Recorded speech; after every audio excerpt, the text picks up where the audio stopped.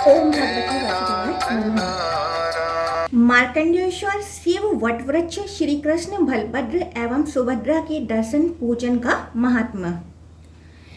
ब्रह्मा जी कहते हैं, ब्राह्मणों, अब मैं पंच तीर्थ की विधि बतलाऊंगा तथा स्नान, दान और देव दर्शन से जो फल होता है उसका वर्णन करूंगा।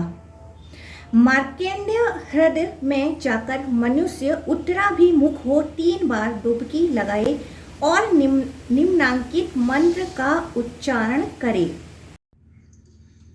संसार सागरे मग्नम पापग्रस्तम अचेतनम त्राहि मां भगनेत्रघ्न त्रिपुरारे नमो अस्तुते। नमो शिवाय शांताय सर्व पाप हराय च स्नानं करोमि देवेश मम नश्यतु पातकम्।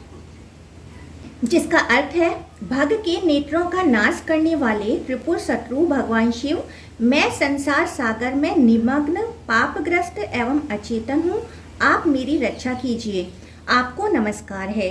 समस्त पापों को दूर करने वाले शांत स्वरूप शिव को नमस्कार है।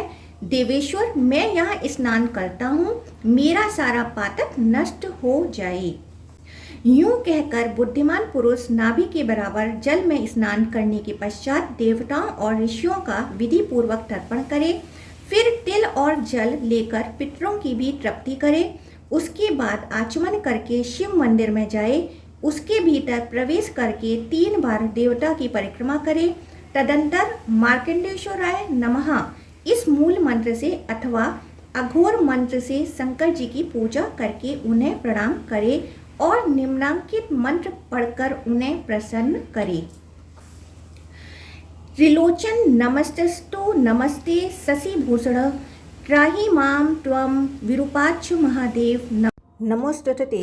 3 नेत्रों वाले शंकर, आपको नमस्कार है। चंद्रमा को भूषण रूप में धारण करने वाले, आपको नमस्कार है। विकट नेत्रों वाले शिव जी, आप मेरी रक्षा कीजिए। महादेव, आपको नमस्कार है। इस प्रकार मार्कंडेय हृदय में स्नान करके भगवान शंकर का दर्शन करने से मनुष्य सब पापों से मुक्त हो शिव के लोक में जाता है। वहां से कल्पांत स्थायी वट वृक्ष के पास जाकर उसकी 3 परिक्रमा करे। फिर निम्नांकित मंत्र द्वारा बड़ी भक्ति के साथ उस वट की पूजा करे।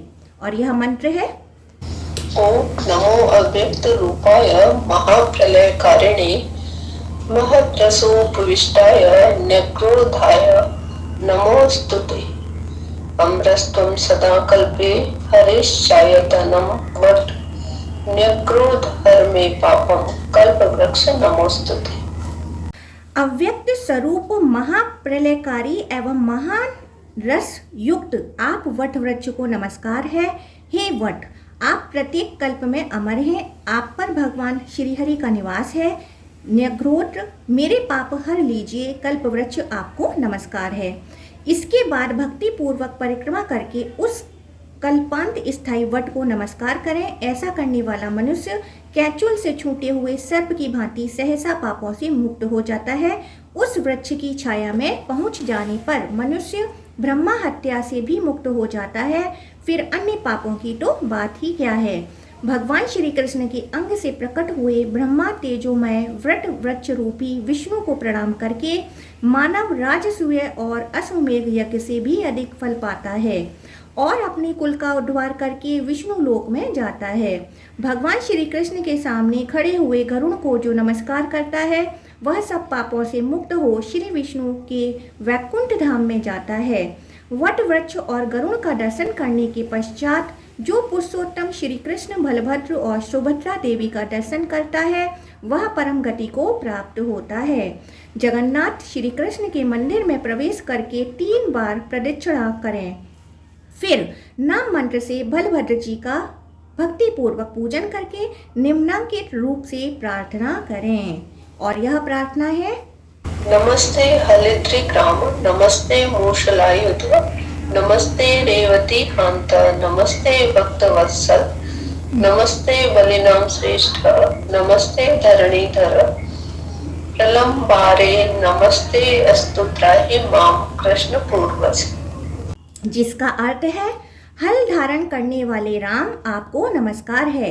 मूसल को आयुध रूप में रखने वाले आपको नमस्कार है। रेवती रमण आपको नमस्कार है। भक्त वत्सल आपको नमस्कार है। बलवानों में श्रेष्ठ आपको नमस्कार है। पृथ्वी को मस्तक पर धारण करने वाले शेष जी आपको नमस्कार है। प्रलंब शत्रु आपको नमस्कार है। श्री कृष्ण के अग्रज मेरी रक्षा कीजिए। इस प्रकार कैलाश शिखर के समान आकार और चंद्रमा से भी कमनीय मुख वाले नील वस्त्रधारी देवपूजित अनंत अजय एवं एक कुंडल से विभूषित फनों के द्वारा विकट मस्तक वाले महाबली हलधर को प्रसन्न करें। बलराम जी की पूजा के पश्चात विद्वान पुरुष एकाग्रचित हो द्वादशाक्षर मंत्र ओम नमो भगवते वासुदेवाय से भगवान श्री कृष्ण की पूजा करें। जो द्वादशाक्षर मंत्र के द्वारा भक्ति पूर्वक सदा भगवान पुरुषोत्तम की पूजा करते हैं वह मोक्ष को प्राप्त होते हैं। देवता, योगी तथा सोमपान करने वाले याज्ञिक भी जिस गति को नहीं पाते उसी को द्वादशाक्षर मंत्र का जप करने वाले पुरुष प्राप्त कर लेते हैं। अतः उसी मंत्र से भक्ति पूर्वक गंध पुष्प आदि सामग्रियों द्वारा जगत गुरु श्री कृष्ण की पूजा करके उन्हें प्रणाम करें। फिर इस प्रकार प्रार्थना करें, जगन्नाथ श्री कृष्ण आपकी जय हो। सब पापों का नाश करने वाले प्रभु आपकी जय हो। चाणों और केसी के नाशक आपकी जय हो। कंस नाशन आपकी जय हो। कमल लोचन आपकी जय हो। चक्र गदाधार आपकी जय हो। नील मेघों के समान श्याम वर्ण आपकी जय हो। सबको सुख देने वाले परमेश्वर आपकी जय हो। जगत पूज्य देव आपकी जय हो। संसार संहारक आपकी जय हो। लोकपतिनाथ आपकी जय हो। मनोवांछित फल देने वाले देवता आपकी जय हो। यह भयंकर संसार सागर सर्वथा निसार है, इसमें दुखमय फैन भरा हुआ है। यह क्रोध रूपी ग्रह से पूर्ण है, इसमें विषय रूपी जल राशि भरी हुई है। भांति भांति के रोग ही इसमें उठती हुई लहरें हैं। मोह रूपी भंवरों के कारण यह अत्यंत दुस्तर जान पड़ता है। सुरश्रेष्ठ, मैं इस घोर संसार रूपी समुद्र में डूबा हुआ हूँ, पुरुषोत्तम मेरी रक्षा कीजिए। इस प्रकार प्रार्थना करके जो देवेश्वर वरदायक भक्त वत्सल सर्व पापहारी समस्त अभिलिखित फलों के दाता मोटे कंधे और 2 भुजाओं वाले श्याम वर्ण कमल पत्र के समान विशाल नेत्रों वाले चौड़ी छाती विशाल भुजा पीत वस्त्र और सुंदर मुख वाले शंख चक्र गदाधर मुकुटांग भूषित समस्त शुभ लक्षणों से युक्त वनमाला विभूषित भगवान श्री कृष्ण का दर्शन और उन्हें प्रणाम करता है, वह 1000 अश्वमेध यज्ञों का और सब तीर्थों में स्नान और दान करने का फल पाता है।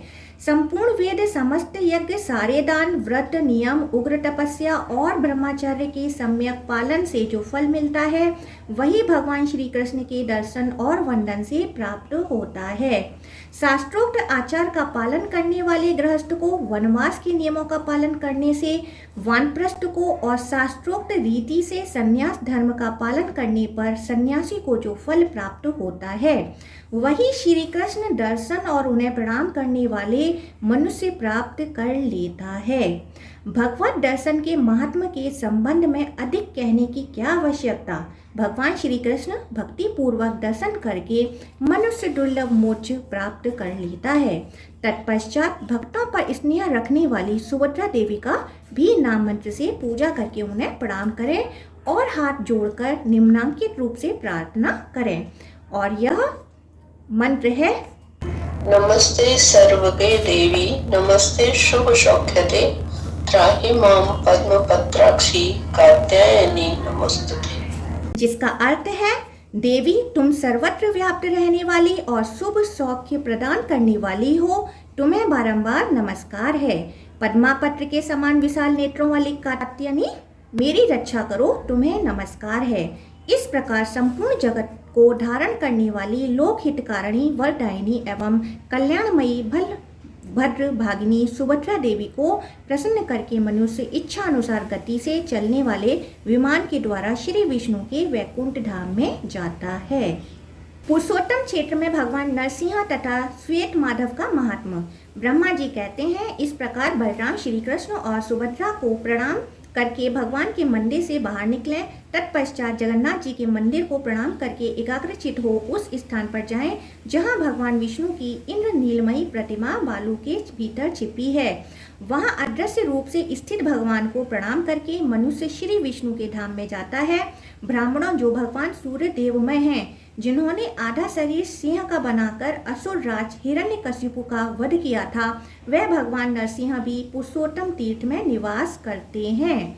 जो भक्ति पूर्वक उनका दर्शन करके प्रणाम करता है वह समस्त पातकों से निश्चय ही मुक्त हो जाता है। जो मानव इस पृथ्वी पर भगवान नरसिंह के भक्त होते हैं उन्हें पाप कभी छू नहीं सकते और मनोवांछित फल की प्राप्ति होती है। अतः सब प्रकार से प्रयत्न करके भगवान नरसिंह की शरण लें, क्योंकि वह धर्म, अर्थ, काम और मोक्ष रूप फल प्रदान करते हैं। मुनियों ने कहा, इस पृथ्वी पर भगवान नरसिंह का महात्मा सुखदायक और दुर्लभ है। हम उनका प्रभाव विस्तार के साथ सुनना चाहते हैं। इसके लिए हमें बड़ी उत्कंठा है। ब्रह्मा जी बोले, ब्राह्मणों, मैं अजित, अप्रमेय तथा भोग और मोक्ष प्रदान करने वाले भगवान नरसिंह का प्रभाव बतलाता हूँ, सुनो। उनके समस्त गुणों का वर्णन कौन कर सकता है, अतः मैं भी संक्षेप से ही बतलाऊंगा। इस लोक में जो कोई देवी अथवा मानुषी सिद्धियां सुनी जाती हैं वे सब भगवान के प्रसाद से ही सिद्ध होती हैं। स्वर्ग, मृत्युलोक, पाताल दिशा, जल, गांव तथा पर्वत, इन सब स्थानों में भगवान के प्रसाद से मनुष्य की अबाध गति होती है। इस चराचर जगत में कोई भी ऐसी वस्तु नहीं है जो भक्त वत्सल भगवान नरसिंह के लिए असाध्य हो। मुनिवरों, सनातन कल्पराज पूजा की सर्वश्रेष्ठ विधि एवं नरसिंह का तत्व जिसे देवता असुर भी नहीं जानते तुम्हें बताता हूँ, सुनो। उत्तम साधक को चाहिए कि साग, जौ की लपसी, मूल, फल, खली अथवा सत्तू से भोजन की आवश्यकता पूर्ण करे अथवा दूध पीकर रहे। इंद्रियों को काबू में रखकर धर्मपरायण रहे। वन, एकांत प्रदेश, पर्वत, नदी संगम, ऊसर, सिद्ध क्षेत्र अथवा नरसिंह के मंदिर में जाकर यह स्वयं स्थापना करके भगवान की विधि पूर्वक पूजा करे। शुक्ल पक्ष की द्वादशी को उपवास करके जितेंद्रिय भाव से 20 लाख भगवत नाम का जप करे। ऐसा करने वाला साधक उपपातक और महापातकों से भी युक्त होने पर भी मुक्त हो जाता है। पहले भगवान नरसिंह की प्रदक्षिणा करके चंदन और धूप आदि के द्वारा उनकी पूजा करे। मस्तक झुकाकर प्रभु को प्रणाम करे तथा उनके माथे पर कपूर और चंदन मिले हुए चमेली के फूल चढ़ावे। इससे सिद्धि प्राप्त होती है। किसी भी कार्य में भगवान की गति कुंठित नहीं होती। ब्रह्मा, रुद्र आदि देवता भी उनके तेज को नहीं सह सकते। फिर संसार में सिद्ध, गंधर्व, मानव, दानव, विद्याधर, यक्ष, किन्नर और महानागों की तो बात ही क्या है। अन्य साधक जिन असुरों का नाश करने के लिए मंत्र जप करते हैं वह सब नरसिंह भक्तों को सूर्य के समान तेजस्वी देखकर तत्क्षण नष्ट हो जाते हैं। महाबली भगवान नरसिंह सदा अपने भक्तों की रक्षा करते हैं। अतः मुनीश्वरों, समस्त अभिलषित फलों के दाता महापराक्रमी भगवान नरसिंह की सदा भक्ति पूर्वक पूजा करनी चाहिए। ब्राह्मणों, क्षत्रिय, वैश्य, स्त्री, शूद्र और अंत्यज भी सुश्रेष्ठ नरसिंह का भक्ति पूर्वक पूजन करके कोटि जन्मों के पाप और दुखों से मुक्त हो जाते हैं, मनोवांछित फल पाते हैं, देव, गंधर्व एवं इंद्र का पद भी प्राप्त कर लेते हैं। एक बार भी भगवान नरसिंह का भक्ति पूर्वक दर्शन करने से करोड़ों जन्मों के पाप और दुखों से छुटकारा मिल जाता है। संग्राम, संकट, दुर्गम स्थान, चोर, व्याघ्र आदि की पीड़ा, प्राण संशय, विष, अग्नि, जल, राजभय, समुद्र भय तथा ग्रह रोग आदि जनित कष्ट प्राप्त होने पर जो पुरुष भगवान नरसिंह का स्मरण करता है वह सब प्रकार की आपत्तियों से छुटकारा पा जाता है। जैसे सूर्योदय होने पर महान अंधकार दूर हो जाता है, उसी प्रकार भगवान नरसिंह का दर्शन होने पर सभी उपद्रव नष्ट हो जाते हैं। अनंत नामक वसुदेव का भक्तिपूर्वक दर्शन और उन्हें वंदन करने पर मनुष्य सब पापों से मुक्त हो परम पद को प्राप्त होता है। मैंने, इंद्र ने तथा विभीषण ने भी उनकी आराधना की है। फिर कौन मनुष्य उनकी आराधना न करेगा। जो मनुष्य श्वेत गंगा में स्नान करके श्वेत माधव तथा मत्स्य माधव का दर्शन करता है वह श्वेत द्वीप में जाता है। मुनियों ने कहा, भगवान आप श्वेत माधव के महात्म्य का पूर्ण रूप से वर्णन कीजिए तथा साथ ही भगवान की प्रतिमा का वृत्तांत भी विस्तार के साथ बतलाइए। भूतल में विख्यात भगवान के पवित्र क्षेत्र में श्वेत माधव की स्थापना किसने की थी? ब्रह्मा जी बोले, सतयुग में श्वेत नाम के एक बलवान राजा थे। वे बड़े बुद्धिमान, धर्मज्ञ, सूरवीर, सत्य प्रतिज्ञ और दृढ़ता पूर्वक व्रत का पालन करने वाले थे। उनके राज्य में 10,000 वर्षों तक मनुष्यों की आयु होती थी और किसी बालक की मृत्यु नहीं होती थी। इस प्रकार राजा श्वेत के राज्य में कुछ काल व्यतीत होने के पश्चात एक घटना घटित हुई। कपाल गौतम नामक एक परम धर्मात्मा ऋषि थे। उनके एक पुत्र हुआ जो कालवश दांत निकलने के पहले ही चल बसा। उसे गोद में लेकर बुद्धिमान ऋषि राजा के निकट आए। राजा ने ऋषि कुमार को अचित अवस्था में सोया देख उसको जीवित करने के लिए प्रतिज्ञा की। राजा बोले, यदि यमलोक में गए हुए इस बालक को मैं 7 दिन के भीतर न ला सकूं तो जलती हुई चिता पर चढ़ जाऊंगा। यूं कहकर राजा ने लाख नील कमलों से महादेव जी की पूजा करके उनके मंत्र का जप आरंभ किया। जगदीश्वर भगवान शिव राजा की अत्यंत भक्ति का विचार करके पार्वती जी के साथ उनके सामने प्रकट हुए और बोले, राजन, मैं तुम पर बहुत प्रसन्न हूँ। महादेव जी का यह वचन सुनकर राजा श्वेत ने सहसा उनकी ओर देखा। वे सब अंगों में भस्म रमाए हुए थे। उनके शरीर की कांति शरतकालीन चंद्रमा और कुंड के समान थी। उनके नेत्र विकट थे। व्याघ्र चर्म का वस्त्र और ललाट में चंद्रमा की रेखा थी। उन पर दृष्टि पड़ते ही राजा ने सहसा पृथ्वी पर गिरकर उन्हें प्रणाम किया और कहा, प्रभु, यदि आप मुझ पर प्रसन्न हैं, यदि आपकी मुझ पर दया है, तो काल के वश में पड़ा हुआ यह ब्राह्मण बालक पुनः जीवित हो जाए। यही मेरी प्रतिज्ञा है। महेश्वर, आप इसे यथा योग्य आयु से युक्त और कल्याण का भागी बनाएं। श्वेत की यह बात सुनकर महादेव जी को बड़ी प्रसन्नता हुई। उन्होंने सब भूतों को भय देने वाले काल को आज्ञा दी और काल ने मृत्यु के मुख में पड़े हुए उस बालक को जीवित कर दिया। इसके बाद वह पार्वती देवी के साथ अंतर्धान हो गए। तदंतर राजा ने हजारों वर्षों तक एकाग्रचित होकर राज्य किया। फिर लौकिक धर्मों और वैदिक नियमों का विचार करके भगवान केशव की आराधना का निश्चय व्रत ग्रहण किया। इसके बाद वह दक्षिण समुद्र के पुरुषोत्तम क्षेत्र में गए और जगन्नाथ जी के पास ही सुंदर रमणीय प्रदेश में एक सुंदर मंदिर बनवाया और श्वेत शिला के द्वारा भगवान श्वेत माधव की प्रतिमा बनवाकर विधि पूर्वक उसकी प्रतिष्ठा की। उस समय ब्राह्मणों, दीनों, अनाथों और तपस्वियों को दान दे राजा ने भगवान माधव के समीप पृथ्वी पर गिरकर साष्टांग प्रणाम किया। फिर 1 मास तक मौन एवं निराहार रहकर द्वादशाक्षर मंत्र का जप किया। जब समाप्त होने पर भगवान देवेश्वर की इस प्रकार स्तुति आरंभ की। श्वेत बोले, ओम वासुदेव को नमस्कार है। सबको अपनी ओर खींचने वाले संकर्षण को नमस्कार है। अत्यंत बुद्धिमान प्रद्युम्न, कवि रुद्र, न होने वाले अनिरुद्ध तथा नारायण को नमस्कार है। जिनके अनेक रूप हैं, जो विश्व रूप, विधाता, निर्गुण, अतक्रर्य, शुद्ध एवं उज्ज्वल कर्म वाले हैं, उनको नमस्कार है। जिनकी नाभि में कमल है, जो पद्मा गर्भ ब्रह्मा जी की उत्पत्ति के कारण है, उनको नमस्कार है। जिनका वर्ण कमल के समान है, जो हाथ में भी कमल लिए रहते हैं, उनको नमस्कार है। जिनके नेत्र कमल के समान हैं, जो सहस्त्रों नेत्रों से युक्त और शिव स्वरूप हैं, उन्हें नमस्कार है। जिनके सहस्त्रों पैर और सहस्त्रों भुजाएं हैं, उन मनुष्य रूप परमेश्वर को नमस्कार है। ओम वाराह रूपधारी भगवान को नमस्कार है। जो वर देने वाले, उत्तम बुद्धि से युक्त, वरिष्ठ, वैरण्य, शरणागत रक्षक, अपनी महिमा से कभी च्युत न होने वाले, उन भगवान को प्रणाम है। ओम बाल रूपधारी, बाल कमल के समान कांतिमान, बाल सूर्य और चंद्रमा रूप नेत्रों वाले, मनोहर केशों से सुशोभित बुद्धिमान भगवान विष्णु को प्रणाम है। केशव को नमस्कार है। नारायण को नित्य नमस्कार है। सर्वश्रेष्ठ माधव एवं गोविंद को नमस्कार है। ओम विष्णु को नमस्कार है। हिरण्य रेता अग्निदेव को नित्य नमस्कार है। मधुसूदन को प्रणाम है। शुद्ध स्वरूप एवं किरणों को धारण करने वाले भगवान को नमस्कार है। अनंत को नमस्कार है। सूक्ष्म स्वरूप एवं श्री वत्सधारी को प्रणाम है। 3 बड़े बड़े डगों वाले तथा दिव्य पीतांबर धारण करने वाले वामन को नमस्कार है। भगवान, आप सृष्टिकर्ता हैं, आपको नमस्कार है। आप ही सबके धारण पोषण करने वाले हैं, आपको बारंबार नमस्कार है। गुण स्वरूप एवं निर्गुण को नमस्कार है। वामन रूप भगवान को नमस्कार है। वामन कर्मा श्री हरि को प्रणाम है।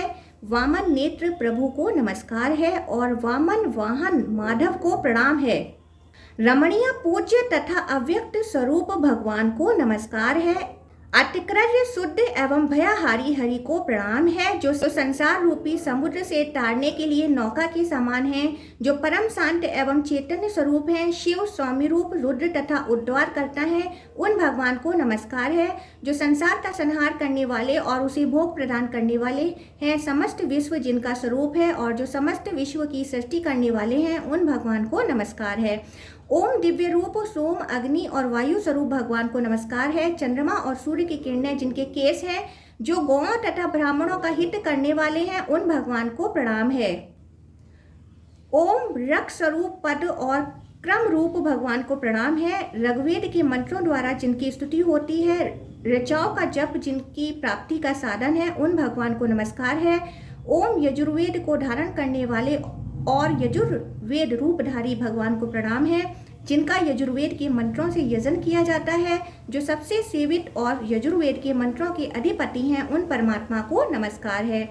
ओम देव श्रीपति आपको नमस्कार है। सर्वश्रेष्ठ श्रीधर को प्रणाम है, जो लक्ष्मी के प्रियतम मन और इंद्रियों को संयम में रखने वाले योगियों के ध्येय और योगी हैं, उन भगवान को प्रणाम है। ओम साम स्वरूप परमात्मा को नमस्कार है, जो श्रेष्ठ साम ध्वनि हैं। साम शांत भाव के कारण जो सौम्य प्रतीत होते हैं तथा जो सामयोग के ज्ञाता हैं, उन भगवान को प्रणाम है। जो साक्षात सामवेद समगान और सामवेद को धारण करने वाले, जिन्हें सामवेदोक्त यज्ञों का ज्ञान है, जो सामवेद को करतल लगत किए हुए हैं, उन भगवान को नमस्कार है। जो अथर्व शीर्ष, अथर्व स्वरूप, अथर्व पाद और अथर्व कर हैं, अर्थात जिनका सिर आदि सब कुछ अथर्वमय है, उन परमेश्वर को प्रणाम है। ओम व्रज शीर्ष वज्र के समान मस्तक वाले प्रभु को नमस्कार है, जो मधु और कैटभ के घातक महासागर के जल में शयन करने वाले और वेदों का उद्धार करके लाने वाले हैं, उन भगवान को प्रणाम है। जिनके स्वरूप अत्यंत दीप्तिमान है, उन भगवान को नमस्कार है। इंद्रियों के नियंता ऋषिकेश को प्रणाम है। आप भगवान वसुदेव को बारंबार नमस्कार है। नारायण आपको प्रणाम है। लोक हितकारी श्रीहर को नमस्कार है। ओम मोहनाशक तथा विश्व संहारकारी प्रभु को प्रणाम है, जो उत्तम गति के दाता और बंधन का अपहरण करने वाले हैं, त्रिलोकी में तेज का अभिभाव करने वाले और तेज स्वरूप हैं, उन भगवान को नमस्कार है। जो योगियों के ईश्वर शुद्ध स्वरूप सबके भीतर रमण करने वाले तथा जगत को पार उतारने वाले हैं, सुख ही जिनके स्वरूप है, जो सुख रूप नेत्रों वाले तथा सुकृत धारण करने वाले, उन भगवान को प्रणाम है। वासुदेव वंदनीय और वामदेव को नमस्कार है। जो देहधारियों की देह की उत्पत्ति करने वाले तथा भेद दृष्टि को भंग करने वाले हैं, उन भगवान को नमस्कार है। देवगण जिनके श्रीअंग की वंदना करते हैं, जो दिव्य मुकुट धारण करने वाले हैं, उन श्री विष्णु को प्रणाम है। जो निवास के भी निवास हैं तथा निवास स्थान को व्यवहार में लाते हैं, उन परमात्मा को नमस्कार है। ओम जो वसु धन की उत्पत्ति करने वाले और वसु को स्थान देने वाले हैं, उन्हें प्रणाम है। यज्ञ स्वरूप यज्ञेश्वर एवं योगी भगवान विष्णु को नमस्कार है। आप संयमी पुरुषों को योग की प्राप्ति कराने वाले ईश्वर हैं, आपको प्रणाम है। यज्ञ रूप शरीर धारण करने वाले भगवान वराह को नमस्कार है। प्रलंबासुर को मारने वाले भगवान संकर्षण को प्रणाम है, जिनकी वाणी मेघ के समान गंभीर है, जो प्रचंड वेग युक्त हल धारण करते हैं, उन बलराम को नमस्कार है। सबको शरण देने वाले नारायण आप ही ज्ञानियों के ज्ञान हैं, आपको नमस्कार है। प्रभु आपके सिवा नरक से उद्धार करने वाला मेरा कोई बंधु नहीं है। शरणागत वत्सल मैं संपूर्ण भाव से आपके चरणों में पड़ा हूँ। केशव अच्युत मेरा जो शारीरिक और मानसिक मल है, उसे धोने वाले आपके सिवा दूसरा कोई नहीं है। भगवान मैंने समस्त संग त्याग कर आपकी शरण ली है। केशव अब आपके ही साथ मेरा संग हो, इसमें मुझे आत्म लाभ होगा। मुझे यह संसार कष्ट एवं आपत्तियों का घर तथा दुस्तर जान पड़ता है। मैं आध्यात्मिक आदि तीनों तापों से खिन्न हूँ, इसलिए आपकी शरण में आया हूँ। आपकी माया से यह समस्त जगत नाना प्रकार की कामनाओं द्वारा मोहित हो रहा है। इसमें लोभ आदि का पूरा पूरा आकर्षण है, अतः मैंने आपकी शरण ली है। विष्णु, संसारी जीव को तनिक भी सुख नहीं है। यज्ञेश्वर, मनुष्य का मन जैसे जैसे आप में लगता जाता है वैसे वैसे निष्काम होकर वह परमानंद को प्राप्त होता रहता है। मैं विवेक शून्य होकर नष्ट हो गया हूँ, सारा जगत मुझे दुखी दिखाई देता है। गोविंद, मेरी रक्षा कीजिए, आप ही संसार में मेरा उद्धार कर सकते हैं। यह संसार समुद्र मोह रूपी जल से परिपूर्ण है, इसके पार जाना असंभव है। मैं इसमें गले तक डूबा हुआ हूँ। पुंडरीकाक्ष, आपके सिवा दूसरा कोई ऐसा नहीं है जो इससे मेरा उद्धार कर सके। उस विख्यात दिव्य पुरुषोत्तम क्षेत्र में राजा श्वेत के इस प्रकार स्तुति करने पर देवादिदेव जगत गुरु श्री हरि उनकी भक्ति का विचार करके संपूर्ण देवताओं के साथ राजा के सामने आए। नील मेघ के समान श्याम वर्ण, कमल पत्र के समान बड़ी बड़ी आंखें, हाथों में दैदीप्यमान सुदर्शन, बाएं हाथ में पंचजन्य शंख तथा अन्य हाथों में गदा, सांगधनुष और खड़ग, यही उनकी झांकी थी। भगवान ने कहा, राजन, तुम्हारी बुद्धि बड़ी उत्तम है, तुम में पाप का लेस भी नहीं है। मैं तुम पर बहुत प्रसन्न हूँ, तुम अपनी इच्छा के अनुसार कोई उत्तम वर मांगो। देवादिदेव भगवान का यह अमृतमय वचन सुनकर महाराज श्वेत ने मस्तक नवाकर उन्हें प्रणाम किया और उन्हीं में मन लगाए हुए कहा, भगवान, यदि मैं आपका भक्त हूँ तो मुझे यह उत्तम वरदान दीजिए। ब्रह्मालोक से भी ऊपर जो अविनाशी वैकुंठ धाम है, जिसे निर्मल रजोगुण रहित शुद्ध एवं संसार की आसक्ति से शून्य बताया गया है, मैं उसी को प्राप्त करना चाहता हूँ। जगतपते, आपकी कृपा से मेरा यह मनोरथ सफल हो। श्री भगवान बोले, राजेंद्र, संपूर्ण देवता, मुनि, सिद्ध और योगी भी जिस समड़िया और रोग शोक रहित पद को नहीं प्राप्त होते, उसे ही तुम प्राप्त करोगे। संपूर्ण लोकों को लांघ कर मेरे लोक में जाओगे। यहाँ तुमने जो कीर्ति प्राप्त की है वह तीनों लोकों में फैलेगी और मैं सदा ही यहाँ निवास करूँगा। इस तीर्थ को देवता और दानव आदि सब लोग गंगा कहेंगे। जो उसके अग्रभाग से भी श्वेत गंगा जल अपने ऊपर छिड़केगा वह स्वर्गलोक में जाएगा। जो यहाँ स्थापित श्वेत माधव नाम की प्रतिमा का दर्शन और उसे प्रणाम करेगा वह देह त्याग कर भगवान का स्मरण करते हुए शांत पद को प्राप्त होगा। ओम भगवते वासुदेवाय नमः।